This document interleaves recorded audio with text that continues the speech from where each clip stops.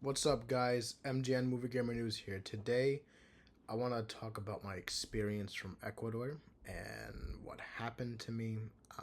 Because I feel like it's something I need to get out of my chest, and I figured this is a good spot to get it out of.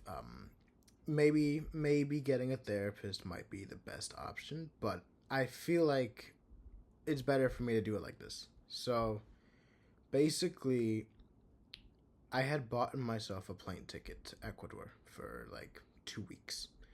I was very happy that I got my first ever plane ticket, and it would be my fourth time going to Ecuador.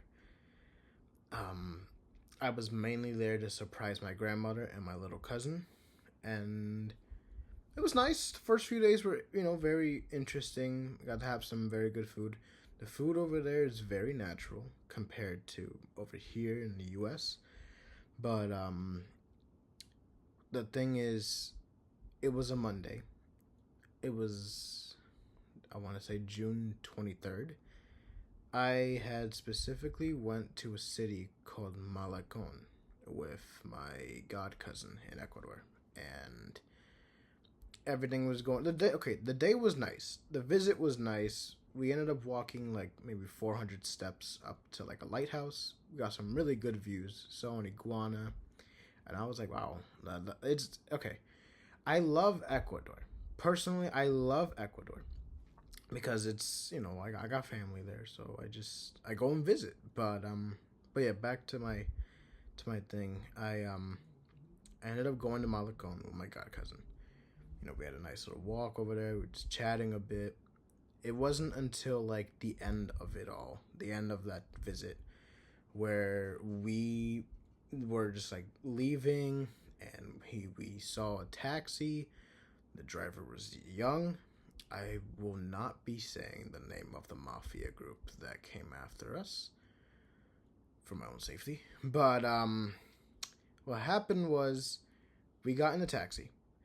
He drove us a little. He drove us a little like into the city, of course, and then he asked my god cousin for bread. Well, for money for bread, and we were like, "Why is he asking for that?" And we were both confused. Then we ended up going. Then he ended up driving a little more, and he's like, hey, "I gotta get out and do something real quick." I was like, "Hmm." We both thought it was very fishy. It wasn't until he got back in the car, drove up a little more, and that's when that mafia group came and decided to like push me and my god cousin back to the seats, like the fist back to the seats like that.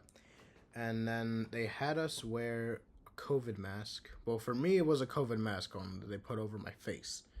And then they ended up doing the same to my god cousin. They put a hat on him. I don't know why. But then they ended up tying my wrist up. So, like, over here and over here, both tied up. And they used, like, a wire strap. And they put, like, 5 or 6 of them on me. And I was like, what the hell? They ended up punching me in the face right here. They ended up giving me a few cuts. I want to say 2 up here, 1 on my neck right here somewhere, yeah, like around here, and then 1 like around here, like maybe like 2 or 3. But I didn't think that would ever happen to me in Ecuador. But they did steal money from me, and they did also steal my shoes. I was like, oh, what the hell? And all I could think of in that moment was my younger cousin, because I personally, I don't have any siblings at all. So to me, my little cousin over there is like a little sister for me, and there isn't anything I wouldn't do to protect them at all. I love my family. I love my cousins deeply. I would do anything just to keep them safe, of course, but in that moment all I could think of was my little cousin, because I had lost one years ago, and I've spoken to my father about going back, or going there, going to Ecuador so I could meet this cousin. Of course, I met the cousin. We ended up bonding very well, and every time I go back to Ecuador, I'm just looking forward to hanging out with my little cousin and making sure she's safe. But in that moment, I was praying and praying that they don't go near my family at all, that they don't like know the location or anything. I didn't know what to think. And what's the thing is, when they were asking about my name, I specifically said Juan. That's not my name. But was it traumatizing? Maybe a little, yeah, because it's the first time I ever got robbed. But I was scared for my god cousin too, because I had met this god cousin in my previous trip, and we didn't find out we were god cousins until like a year later, and we started talking more and more. But if anything, our taxi driver or Uber driver, whatever the hell it was, he was definitely setting us up for the robbery. And as soon as I got back, no, actually no.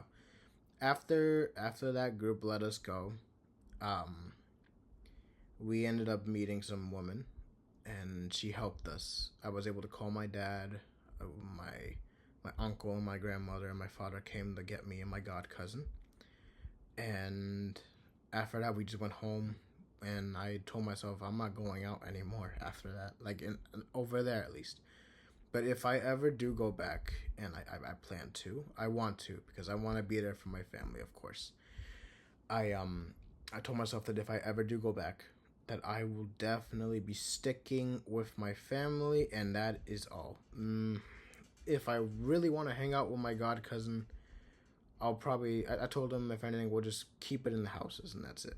But but yeah, in that moment, I like when they had me tied up, when they had me with the mask over my face and everything, asking for my name. I yeah, I mean, as I said in that post I made, I was assaulted, I was robbed, and yeah, they cut me. But I mean, I'm glad to be alive for that, of course. I'm glad to have survived that, and I plan to move past it with positivity and just doing what I got to do here. But I I still can't believe that happened. It's been like, I want to say, a week over it. Not even. Not It hasn't even been a week since that happened. Actually, no. Yeah, it's been like 2 weeks since it happened. But I mean, I still can't believe that happened. I definitely, okay, something like that happening, I'm not gonna let that stop me from wanting to go back to visit my family over there. I will definitely do everything I can to go back. But if I do, I'm not going alone. I was going to originally. I was going to go alone to Ecuador this year, but my father joined me on the trip, so it was nice. I wasn't alone, but I felt bad because when my money got stolen, I was gonna buy my little cousin a gift, but I didn't have it, so that was that. But that night, my whole family called me. My everyone that are in my family, they all messaged me. They're like, "Are you okay? Are you?" I'm like, "Yeah." I'm like, "I'm okay." I'm like, "I'm still alive." But yeah, after that experience, of course, I will never go back to Malacon in Ecuador. Never. I will never trust a taxi driver who is young. Never again will I trust that. If anything, I will be listening to my grandmother since she lives there. I um I still can't believe that happened. All I wanted was to be there for my cousins and just to keep them safe. And after that, I've told them, I was like, listen, I'm like, I want to be okay. I'm like, I'm not gonna let that moment ruin me or like get the best of me. Basically, I'm gonna move past it, and I'll do what I can to keep going forward. Just gotta keep doing what I gotta do, and that's it.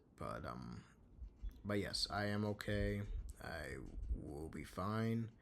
Um, I would show the images of where they cut me, but I will not be doing that just for the sake of my channel.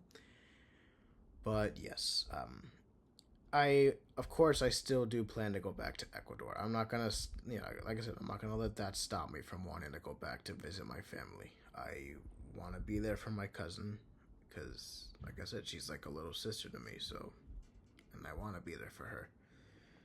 But yes, I will be okay. Definitely gonna make more videos, of course. But yes, my experience in Ecuador this year, crazy. There were a lot of nice stuff that happened, but minus that day. But it's okay. I will be fine.